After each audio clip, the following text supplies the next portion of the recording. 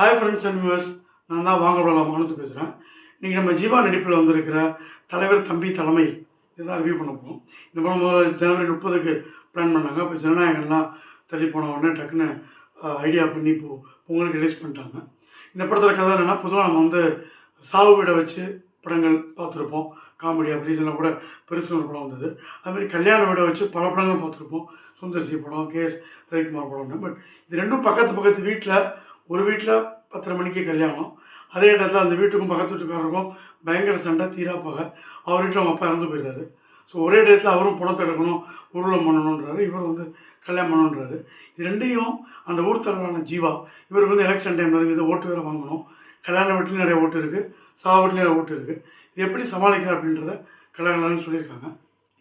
படத்தில் ப்ளஸ்ஸே வந்து நடுவில் ரொம்ப ஹீரோயிசம், அடிதடி, ரத்தம், கொக்கைனு, கஞ்சா கடத்தல், ஏதாவது ஒரு சொந்த கருத்தை பூத்துறது, படம் ஃபுல்லாக வந்து நசுக்கப்பட்டோம் புதுக்கப்பட்டோன்னு போகிறது, இந்த மாதிரிலாம் இல்லாமல் ஒரு ரெஃப்ரெஷிங்காக ஒரு மலையாள படங்கள் நம்ம சொல்லுவோம்ல, இப்போ ஜாலியாக போச்சுப்பான், அந்த மாதிரி ஒரு படத்தை மலையாள இயக்குனர் ஃபலிமி இயக்குனர் சகாதேவே வந்து எடுத்துருக்கிறாரு. அவர் அதே பாணியில் ரொம்ப பொறுமையாக ஃபேஸ் செட்டிங்க்கு வந்து கொஞ்சம் டைம் எடுத்து அதுக்கப்புறம் தரதுன்னு வண்டி வந்து ஃபாஸ்ட்டாக ஓடுது. ஜீவா இவர் என்றென்றும் புன்னகை, அப்புறம் வந்து எஸ்எம்எஸ், இந்த மாதிரி படங்களில் ஜாலியாக சூப்பராக அந்த சந்தான காம்போ நல்லா ஒர்க் அவுட் ஆகிருக்கும். அவருக்கு ரொம்ப வருஷம் கழிச்சு ஒரு அருமையான படம். இதில் தன்னோட முத்திரை அழகாக பதிய வச்சுருக்காரு. சிரித்த முகத்தோடையே வர்றது, உள்ளே என்ன தான் கடுப்புனாலும் ஓட்டு போயிடுமே அப்படின்றது வந்து இந்த களவாணி வேல் மாதிரியான கேரக்டர். பட் இவர் தனக்கேற்ற பாணியில் ரொம்ப சூப்பராக அழகாக பண்ணியிருக்காரு. படத்தில் இவருக்கு ஹீரோயினை இல்லை தனியாக வந்து ஒரு லவ் ட்ராக்கு இதெல்லாம் வைக்காத படத்துக்கு மிகப்பெரிய ப்ளஸ்ஸு.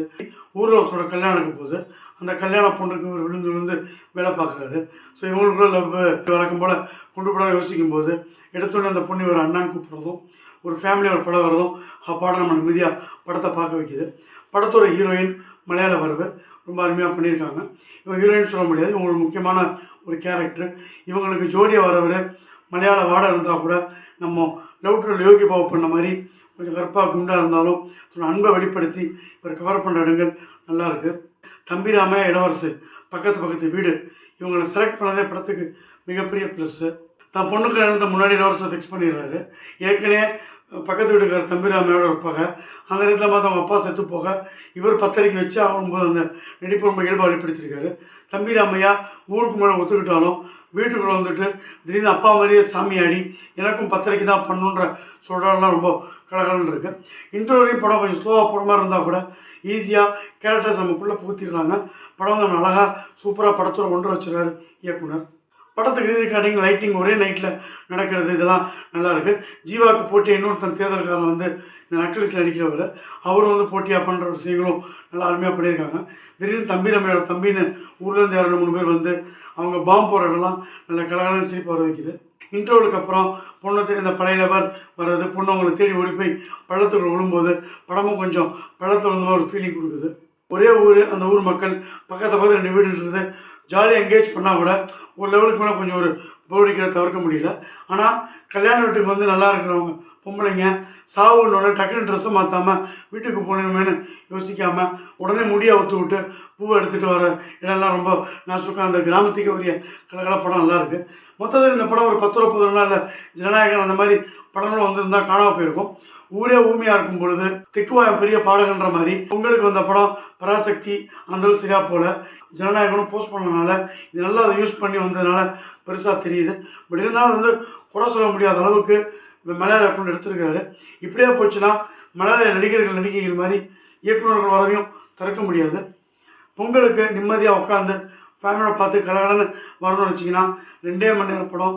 எந்த விதமான எக்ஸ்ட்ரா ஃபிட்டிங் படம், ஃபைட்டு, தேவையில்லாத சீன்லாம் இல்லை. உட்காந்து ரசித்து பார்க்குற மாதிரி இருக்குது. இதனால் புது கதையா அப்படின்னு யோசிச்சோம். அப்படிலாம் பெருசாக இல்லை. ஒரு சாவு வீடு, கல்யாண வீடு 2 மிக்ஸ் பண்ணிடும் சூப்பராக இருந்தாலும் சில பல குறைகளை தவிர்த்துட்டு ஜாலியாக பார்க்கலாம். எவ்வளோ கேட்சியாக டைட்டில் வைக்காமல் தலைவர் தம்பி தலைமையில் இழுத்து வச்சது கொஞ்சம் ட்ராபேக். மற்றபடி டிடிடி அப்படின்னு நம்ம சொல்லிக்கலாம்.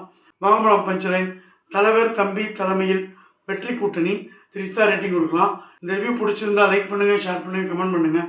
வாங்கப்படம் சேனல் பிடிச்சிருந்தா மறக்காமல் சப்ஸ்கிரைப் பண்ணுங்கள். நன்றி, வணக்கம், பாய்.